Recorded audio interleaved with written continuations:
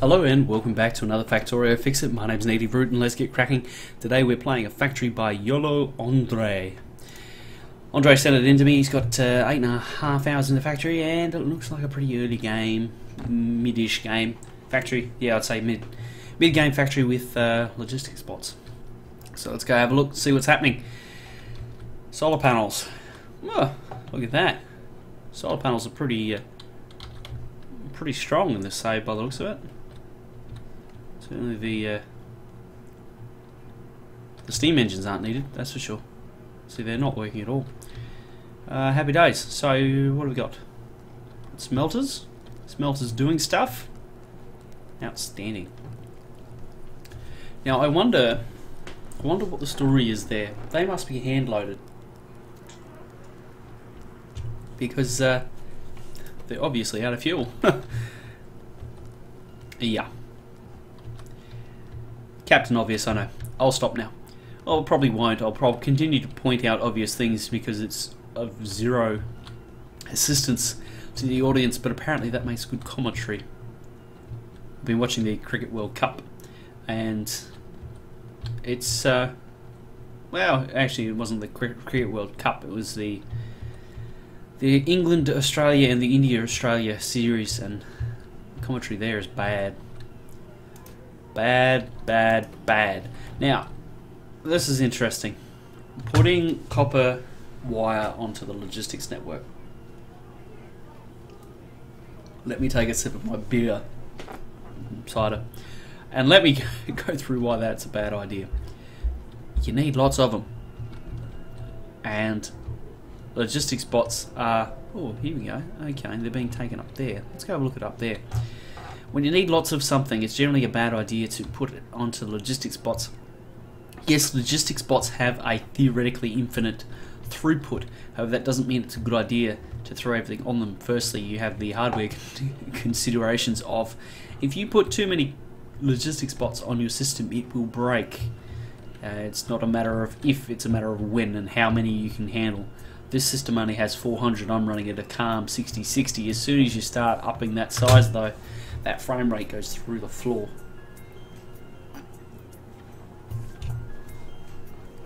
So, with that in mind, what's happening? Okay, so you can see that we've got a smart, well, it's not a smart build, it wouldn't qualify for a smart build because it wouldn't adjust, but this is a logistics bot build. That's the one I'm looking for. It's building a lot of the intermediate products, and generally intermediate products are not best to be made in this kind of way. Logistics intermediate products, so the products that sit on, sorry, this tab here, anything that sits here is best to be made kind of off a main line, so that you get the advantage of the huge throughput afforded to you by belts and having that ability just to crunch out the resources. You can see here that we've got lots and lots of copper just sitting around, so it'd be a better idea, right, to take the iron here and to take the copper here and the copper cable, now that it's being produced into something, and actually do a circuit build here and just crunch them out. I could achieve those numbers, right now we've got the 1, 2, 3, 4, 5, 6, 7, 8. I could achieve those numbers with not as many factories. In fact, half as many factories is what we've got there. Right now it's good for 4, not even 500. The properly balanced green circuit setup is good for 480. So you can see the difference there, and the hardware requirements are much lower. Let's head back down here. So yeah, that covers that idea. You want to keep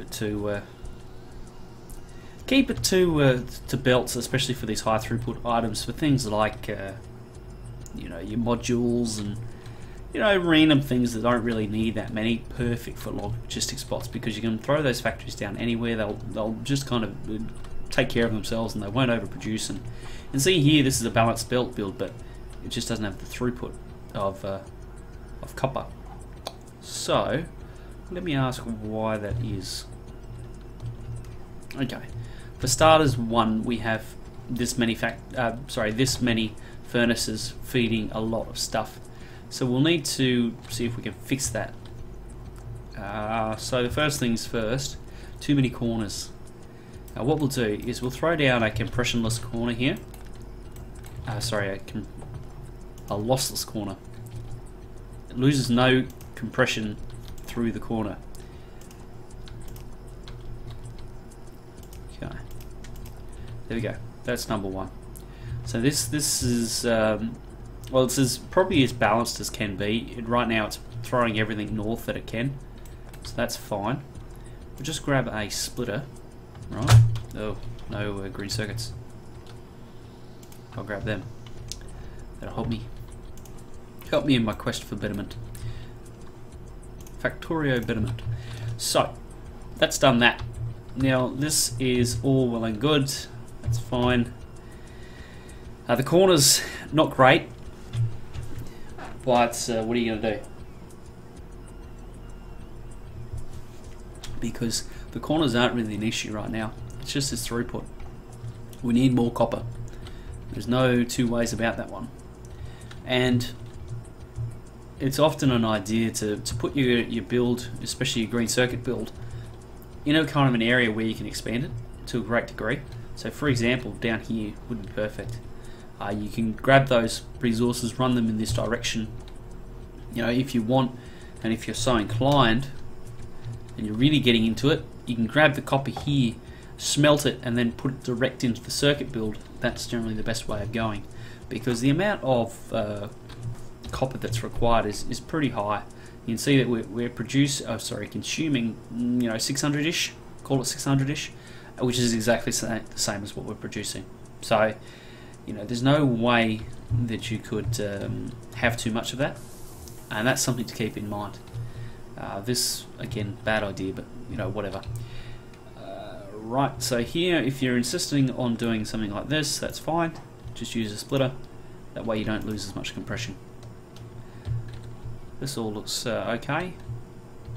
All nice and compact. Blue science coming from up here.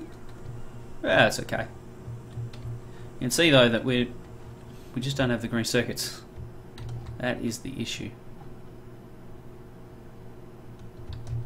Just looks like we've got an edge condition problem here.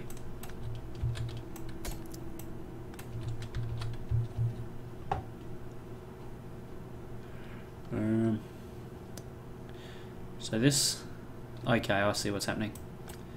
What about, right? What about, instead of doing that, what if we did something like this, you know? Go away. So right now they're going to come in on the wrong side. Can we put them in on the right side? No, we can't. Bugger. What could we do? Well, for starters, what we could do is just do that. That'll fix it. This is an ugly ass solution. This is filed under do as I say, not as I do. Because that's just horrible. But there we go, problem solved.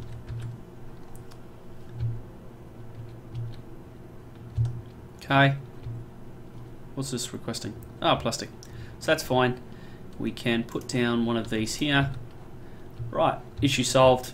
That's just, it's going to feed direct into here.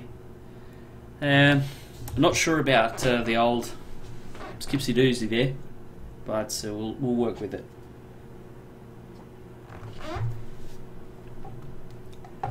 And okay, I'm marginally happy with all of that. That's okay. So you can see that we've effectively restarted all of that now. So we're back to the old copper problem. So basically, the solution, well, really the only solution that we've got is this. It's twofold. One, more furnaces. Two, modules. Modules are probably an overlooked solution for the most part. They're really, I rarely look at them. Let's put it that way. I rarely consider modules to be a solution to the problem. I normally like to go back to first principles and figure out why my design hasn't worked, and then solve it via design rather than bootstrapping the existing solution into some semblance of effectiveness. So 1, 2, 3, 4. But modules are valid and they can give you a boost. Now, cider. Now notice that, yep, it's working at a speed of 1 per second or whatever it is. Suddenly it gets a little bit faster, and we've got power to burn, so we can get away with this kind of shenanigans. 2. And say that that's markedly faster now. So the crafting speed is 2.8 as opposed to 2. So we get a little bit extra out of what we've got existing already, which is happy days. This is a good thing, because all these little things will add up over time. And if you've got 6 of these, and that's all you can really work with, and you don't want to redesign your entire system, you might be able to just squeeze enough out to cover your needs. And see here, yep, we're working. The inserters are fine. In terms and comparing it to that, we're all working good. Stone bricks. I reckon I still saw stone bricks somewhere. They were up here. Let me go get some. Because once I've got some stone bricks, I can upgrade these furnaces, and again, that will help things markedly.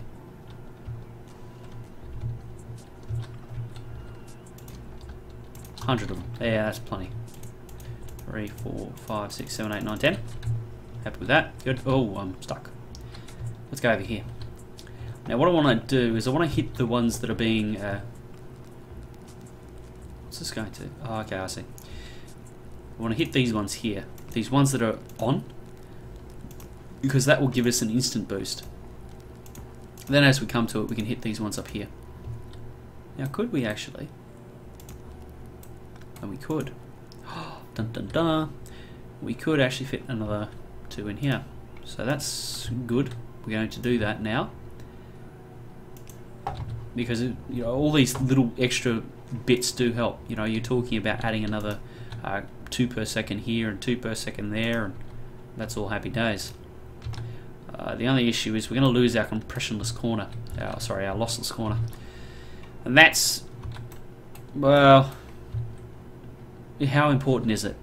Is it important enough to lose another assembler? Probably not in this build, because this build is pretty rustic.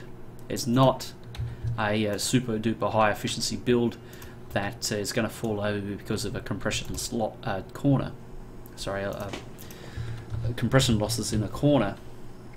This just doesn't have throughput, so you're got to maintain kind of your how would you phrase it? Your perspective with the context of what you're doing. It's just not needed. So there's no point in doing it and sacrificing what's really needed at this point, which is more throughput. We need more copper. So that's what we should be focused on getting, and the best way of getting that is by sheer displacement. There's no, the old car saying goes, there's no replacement for displacement. Exactly. It kind of does apply here. When we're talking compressionless corners and really effective belt builds, that's when we have these awesome builds that are running at hundreds and hundreds of units per second, and we really need that throughput, because otherwise we're going to lose hundreds per second in compression losses. That's not the case here. I'll give up the small compression loss here just to give us more copper. Now notice that we're slow because of the old the mining isn't fast enough now. So we're going to need more copper input, which means that our factory just needs more copper. So let's have a look and see if we can find some. There's some there, there's some there. This is probably the best patch, followed by this patch. The reason I say that is because it is pretty close and we can just plumb it direct in. And that easy solution is generally the one you want to go for first. Think of the low hanging fruit. Get those ones first, because they that low barrier to entry is what you're after. You don't want something that's really hard straight off the bat, because it might cost you too many resources, and if it costs you too many resources, you could dig yourself a hole. I know for a fact that if you take on a biter base and you don't win, I'll reference Malcasvia there in his Death World. He took on a biter base, didn't win, and had to go and try and find another resource patch to solve his energy crisis. He actually had an iron crisis, and he had no resources left to actually fight the biters. So he was left in a situation where he was trying to capture a resource area because he didn't take the low-hanging fruit, and it was just lucky enough that there was some just hanging out in the middle of nowhere. And the comparison is, you know, if he had have said, okay, well, you know, I'd really like this base, it is underneath a whole shit ton of biters, I'm not going to worry about that one, and just instead go for the one that he found eventually, you know, that game goes a lot differently for him. Oh, that's not going to work. So what we need to do is something like that. Ha! Done. So now we just need to get some belts going on. Need to get it like Janie's mum, because she's got it going on. 10 points for the whoever recognises the song reference. Now I'll show my age. Look out. Okie. And what do we need here is something like this. Whoops.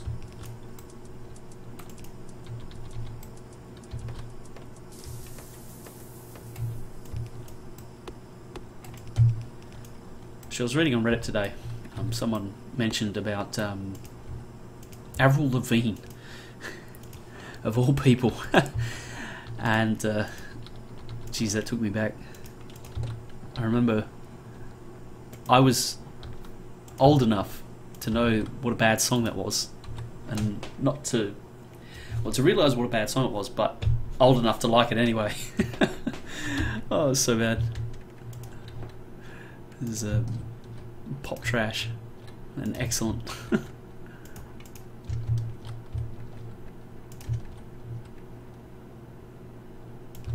Alright, let's go get some power. Oh, it's just there. How good is that?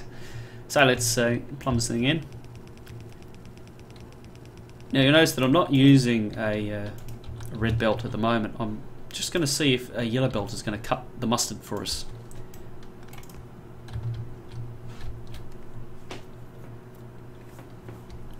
So I'm not sure of how many copper ore per second I'm going to get out of this little patch. But it looks like it's not even going to come close, so that's happy news. But the other side is, boom, we're going to get pretty much full compression here while these patches last, which isn't going to be a long amount of time. But what we're going to find is, boom, we're going to start to get these compression losses. So what we're going to have to do here is actually work on that compression lossless system, where we do get that really good throughput. Because if we are going to lose, we can't afford to lose copper ore on the line now. Because if we lose copper ore on the line, what's going to end up happening is down here it's going to reflect in our throughput values. We've got smelting to spare. Basically, we've got furnaces sitting around not doing anything, which means we need to get a more copper ore. I need to get this in faster. So you notice now I'm trying to minimize those corners as much as I can. This here is bad, but what am I going to do about it? That is always the question. What do you do about it? And now I want to get some sort of system where it does this. Well, actually, I could use a extra one here, right? Give the same effect. It looks ugly as sin, but it's going to work. Okay, so again, compressionless corner. Here, what I'm going to do, well, I'm pretty much boned, I'm thinking. Not really much I can do there because there's not enough space. See, I need to be able to build out here, but I can't do it. You notice that suddenly, boom, we've got it through, which is the good thing. So we're smelting and we're crafting and it's working as fast as we can. Oops, I'll turn that back on for you, so you know what the hell is going on now. And we got the throughput, which is nice. So this is all working. It's all backed up. You can see that we've solved kind of this problem just by fixing a few minor things, and that's something in Factorio that I really enjoy. Is a small nudge can affect a system in a large way, and that changing the right thing, if you can find the right thing to change, it's really, really effective. If you change the wrong thing, you'll be chasing your tail for hours, which is also quite enjoyable. To the different kind of person that I am anyway. So thank you very much for joining me. This has been another good, fun little factory. I'm going to not come back to this one. I think that as largely as we go, it kind of ticks the boxes and it's okay. I just showed a few things on, what decision to make when, I think is the important thing to take away from this one. When to ditch the whole compression loss kind of idea, and when to just look for pure throughput. I'll just do that because I don't need that splitter there. So thank you very much for joining me. I look forward to seeing you in the next episode, which could be your factory if you send it through to me. To rootnegative@gmail.com is my email address. Send it through to there. I'll be able to check it out and see what's happening, see what's cracking, and it'll be enjoyable. Now this here is all banked up. There are further tweaks to be made here. You can see for the most part we've got it sorted. We've got it licked, which is great. Blue Science is backing up. We just need to get more plastic. So that's a future me problem. And yeah, I think I'll leave it there. Thank you very much for joining me. I'll see you in the next episode.